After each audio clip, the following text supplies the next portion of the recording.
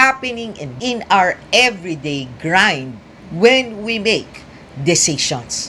The pressure of the pragmatic compromise.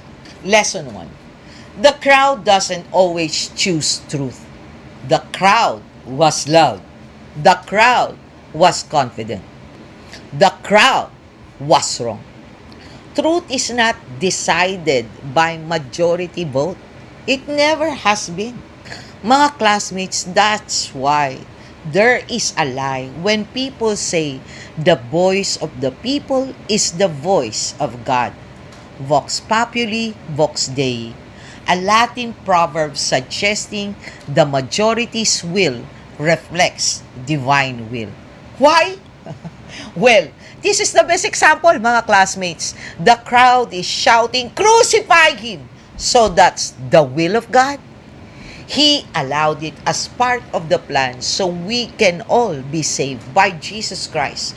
But that voice to crucify Christ came from free will. The choice of those people, not God's choice, isn't it?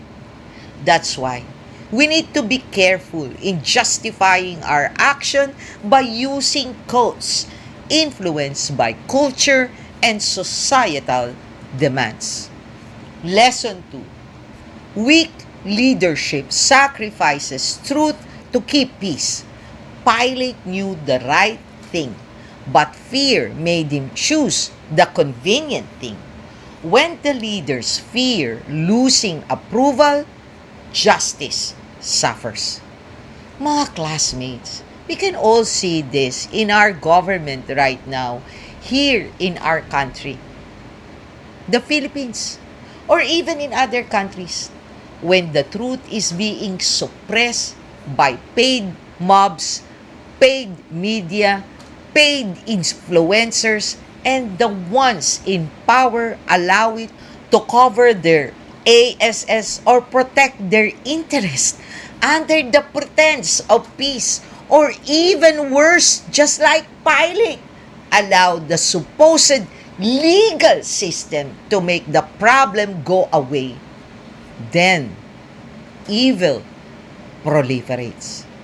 Mga classmates, there's a reason why you can become an accessory to a crime if you see it happening and do nothing. Indeed, mga classmates, evil flourishes when good people do nothing.